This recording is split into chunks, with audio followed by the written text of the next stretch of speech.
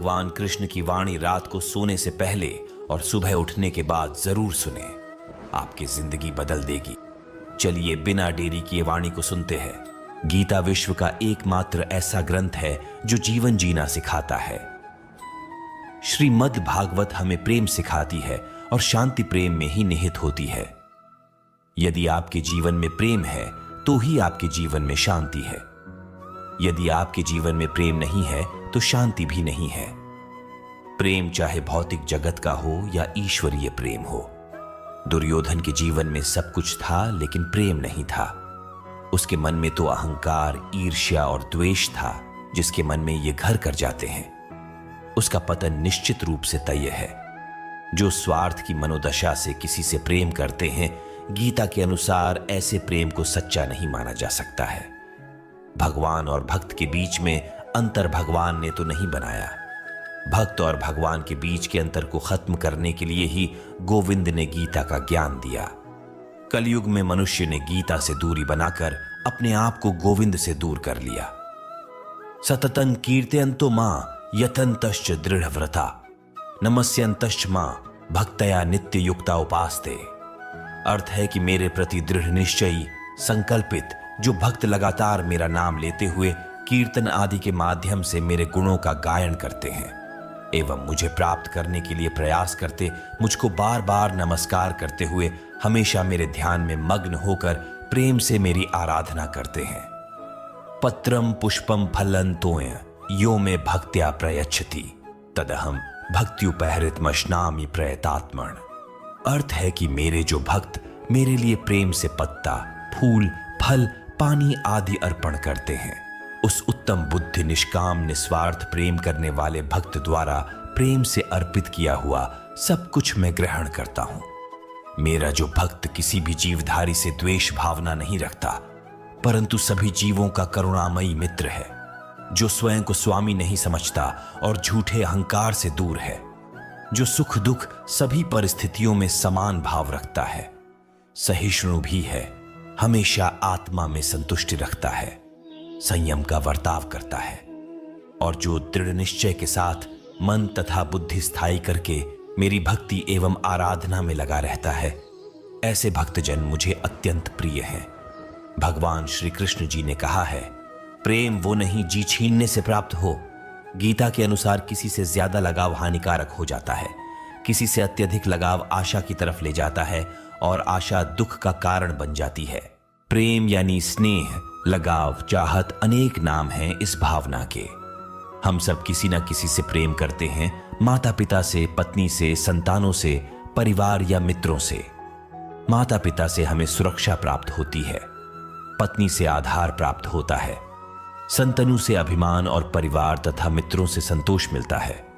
अर्थात जीवन में सारे सुखों का अनुभव हमें प्रेम से ही प्राप्त होता है और फिर भी वही प्रेम का संबंध सदा दुख का कारण बन जाता है।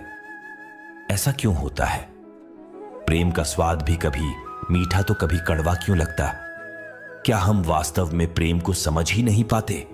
इसे समझने के लिए हमें स्मरण करना होगा प्रेम या चाहत के अनुभव का। क्या विचार चलते हैं हमारे मन में जब हम किसी से प्रेम करते हैं?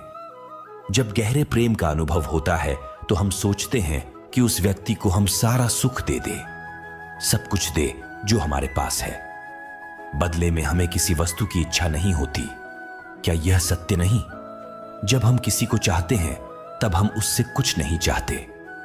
प्रेम वास्तव में उस संबंध को कहा जाता है जिस संबंध से हमें कोई आशा, कोई चाह, कोई मांगना। जैसे ही कोई मांग मन में प्रवेश करती है, वैसे ही प्रेम हृदय से विलुप्त हो जाता है, चला जाता है। जैसे रोग के कारण जीव मैली हो जाती है और मीठा फल कड़वा लगता है। आशा, इच्छा, चाह या मांग, इन सब के कारण मन को मैला कर देते हैं और मीठा प्रतीत होने वाला प्रेम भी कड़वा बन जाता है। अर्थात प्रेम उस संबंध का नाम है जिसमें कोई मांग नहीं। प्रेम की बात करते ही साथ विचार आता है घृणा का। घृणा का अनुभव किसने नहीं किया?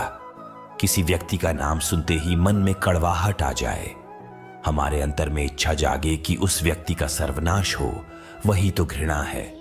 उसी व्यक्ति ने हमारे प्रेम को ठुकराया, हमारी कोई संपत्ति चुराई अथवा कारोबार में हमें धोखा दिया।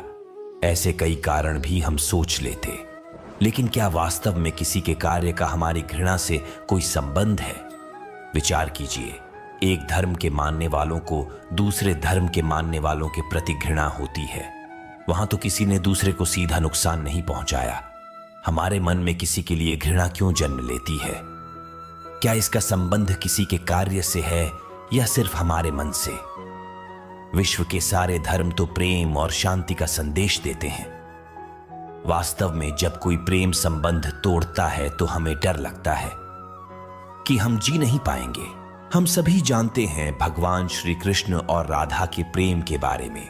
उनके बीच में अटूट प्रेम था और उन्होंने इस धरती पर प्रेम का सही अर्थ बताया था। गीता में श्री कृष्ण ने कहा है, प्रेम का अर्थ किसी को पाना नहीं किंतु उसमें खो जाना है। श्री कृष्ण कहते हैं कि हमें प्रेम में त्याग करना पड़ता है। प्रेम वो होता है जिसमें दूर रहने के बाद भी हर पल दिल में उसी इंसान का नाम हो। प्रेमी का सबसे बड़ा सहारा उसका प्रेम ही होता है। पाने और खोने का उपक्रम व्यापारी का होता है, पुजारी का नहीं। जिस प्रेम में प्रमाण देना पड़े वह प्रेम नहीं है। प्रेम को प्रमाण की नहीं समझने की जरूरत होती है। जिससे प्रेम करते हो उसे समझने की कोशिश करो, पर रखने के लिए तो सारी दुनिया पड़ी है। प्रेम अगर सच्चा होगा तो वो आपकी परीक्षा नहीं प्रतीक्षा करेगा। जिस पर राधा को मान है, जिस पर राधा को गुमान है, ये वही कृष्ण है जो राधा के दिल हर जगह विराजमान है। समय देखकर नहीं, समय देकर प्रेम करना सीखो। जहां आपकी कोई कीमत नहीं है वहां पर रुकना अनुचित है, चाहे वो किसी का घर हो या किसी का दिल। प्रेम में कोई वियोग नहीं होता। प्रेम ही अंतिम योग है, अंतिम मिलन है। दिल से जो दिया जा सकता है वो हाथ से नहीं, और मौन से जो कहा जा सकता है वो शब्द से नहीं। आपने कभी छोड़कर नहीं जाते, और जो चले जाए वो अपने नहीं होते। प्रेम सुख के साथ दुख भी लाता है, पर जो उस दुख को सुख समझता है उसका प्रेम शुद्ध और सच्चा है। जब किसी के साथ भूत, वर्तमान और भविष्य समय के विचार आते हैं, बस वहीं से प्रेम का जन्म होता है।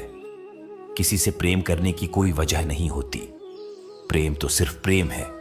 यदि वजह है तो वह प्रेम नहीं पसंद है। जो मनुष्य मनुष्य से प्रेम नहीं कर सकता वह परमात्मा से कभी प्रेम नहीं कर सकता। सब कुछ झूठा हो सकता है मगर प्रेम में बहाए आंसू नहीं। प्रेम और आस्था दोनों पर किसी का जोर नहीं। ये मन जहां लग जाए वही ईश्वर नजर आता है। प्रेम में दर्द हर एक को मिलता है, बस जो सह जाता है वो प्रेम निभा जाता है। मुक्ति की इच्छा का अंत हो जाना ही मुक्ति है, और प्रेम की तलाश का अंत हो जाना ही प्रेम है। हर एक चीज तब तक सुंदर है जब तक आप उसे प्रेम करते हैं। कभी कभी उनसे भी दूर होना पड़ता है जिनके साथ हम पूरी जिंदगी गुजारना चाहते हैं। जिंदगी में सच्चे प्रेम का मतलब सिर्फ वही जानता है जिसने कभी सच्चा प्रेम करके खो दिया हो। प्रेम में स्वतंत्रता दी जाती है, अधिकार नहीं पाया जाता। प्रेम का अर्थ है कि सभी सुख, दुख और मोह से परे रहना। शादी करने के बाद किसी और से प्रेम करना गलत है, तो प्रेम होने के बाद किसी और से शादी करना भी गलत है। उम्मीद करता हूं आपको भगवान श्री कृष्ण के प्रेम के प्रति अनमोल विचारों को पढ़कर अच्छा लगा होगा। दोस्तों, भगवान श्री कृष्ण की यह बातें अगर आपको पसंद आई तो कमेंट में जय श्री राधे कृष्ण जरूर लिखें, और ऐसे ही प्रेरणादायक वीडियो देखने के लिए